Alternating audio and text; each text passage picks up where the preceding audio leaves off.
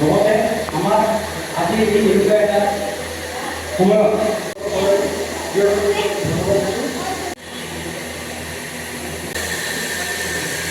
চৰকাৰৰ পৰা যিখিনি আমি সহায় সহযোগ মানে পাব লাগে এইখিনি আমাক ইতিমধ্যে চৰকাৰে সহায় সহযোগ কৰি আছে। সময় সমিতিৰ যিখিনি কাম এইখিনি কাম ইতিমধ্যে আমাৰ আৰম্ভ হৈছে। ইতিমধ্যে আমি 23-24 বছৰ কাৰণে 24 বছৰত আমি এটা CSC চেণ্টাৰ আমি ইতিমধ্যে আমাৰ চৰকাৰৰ ফালৰ পৰা CSC চেণ্টাৰ খুলিব দিছে। এইটো আমি CSC চেণ্টাৰ ইতিমধ্যে খুলিছোঁ।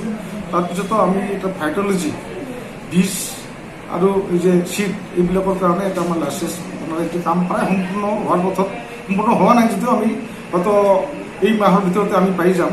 তেতিয়া নিশ্চয় বিজনেছ ফ'কাছন সমিতিৰ কাৰণে ভাল এটা উন্নতিৰ কাৰণে এটা বিজনেছৰ কিন্তু আৰম্ভ হ'ব। গতিকে সমবায় সমিতিত আমি যিখিনি কাম কৰি আছোঁ, ৰাইজৰ পৰা যিখিনি সহায় সহযোগ পাই আছোঁ, এইখিনি কাম আমাৰ নিশ্চয় ভালদৰে চলি আছে। আৰু চৰকাৰৰ যিটো মানে ইতিমধ্যে সমবায় সমিতিবিলাক যিটো গুৰুত্ব দিছে, এই গুৰুত্ব দিয়াৰ কাৰণে আমি চৰকাৰক আমি প্ৰথমতে ধন্যবাদ জনাইছোঁ। মানে সময় সমিতিক কেনেকৈ ডেভেলপমেণ্ট কৰা যায়, কেনেকৈ উন্নতি কৰা যায়, এই ক্ষেত্ৰত চৰকাৰে বহুত মানে আগভাগ লৈছে।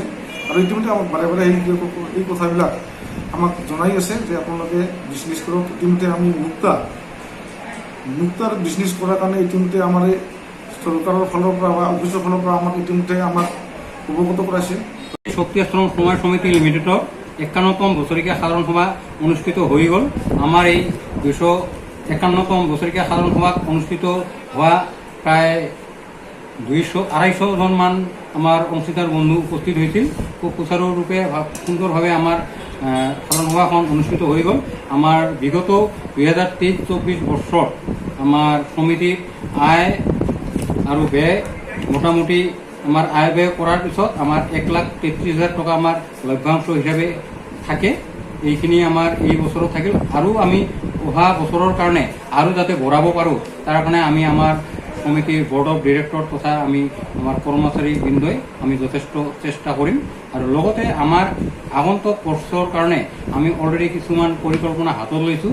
আৰু আমি সেই পৰিকল্পনাবিলাক যদি আমি কাৰ্যকৰী কৰিব পাৰোঁ, তেতিয়াহ'লে আমাৰ সমিতিখন আৰু অলপ এধাপ উন্নতিৰ পথত আগুৱাই যাব পাৰিব বুলি মোৰ এটা ধাৰণা হয়। সহায়